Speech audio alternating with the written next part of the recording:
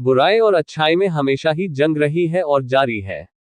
बुराई करने वालों का नामो निशान नहीं मिलता। पूज्य गुरुजी सरसा।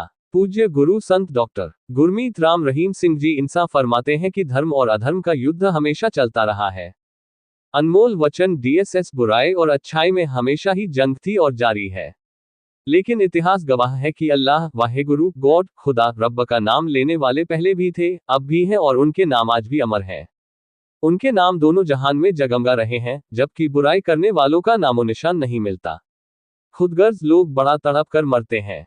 उनका वो हश्र होता है कि न जीने में न मरने में समय लग सकता है, लेकिन कलयुग है, हो सकता है मालिक ज्यादा समय न लगाए।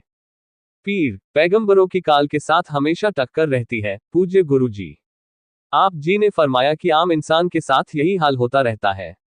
यह अलग बात है कि पीर पैगंबर अवतारों की काल के साथ टक्कर रहती है। इतिहास गवाह है।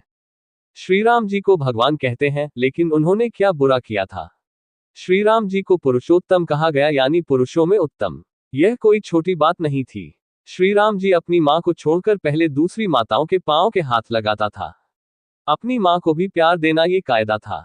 उनके पिता ने उन्हें नहीं बताया था कि कैकेयी का ये वचन है, लेकिन राम जी ने खुद पता करवाया। जब वचन के बारे में पता चला तो उसी समय वनवास के लिए तैयार हो गए। कहने का मतलब है कि उनका नाम आज भी है और उनका कोई बाल भी बांका नहीं कर सका।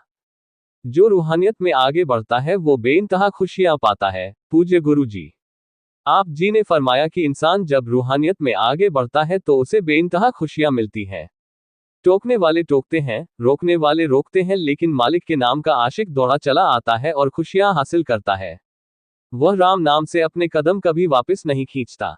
अल्लाह मालिक की याद में आकर बैठता है और वहां बरसने वाली मालिक की दया मेहर रहमत को हासिल जरूर करता है।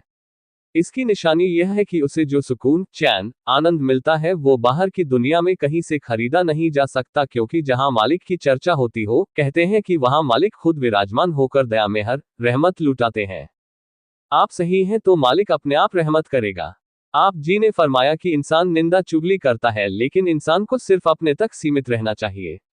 अगर आप सही हैं तो बढ़िया है, मालिक अपने आप रहमत करेगा, लेकिन दूसरों को देखकर आप दुखी होते हैं तो खुशियां कैसे मिलेगी? इसलिए इंसान को अपने अवगुण देखने चाहिए, किसी दूसरे के नहीं। आप जी ने आगे फरमाया कि इंसान अपने अंदर जो कुछ देखता है वह निकल जाता है और जो कुछ दूसरों में देखता है वह उसके अंदर आ जाता है। इसलिए अगर दूसरे में अवगुण देखते हो तो वो अवगुण आपके अंदर आ जाएंगे और गुण देखोगे तो आप में गुण आ जाएंगे। इसलिए अपने अंदर अगर देखना है तो अवगुण देखो और दूसरों में गुण देखो, ताकि आप गुणवान बन जाओ और दोनों जहानों में परमात्मा की खुशियों से मालामाल हो जाओ।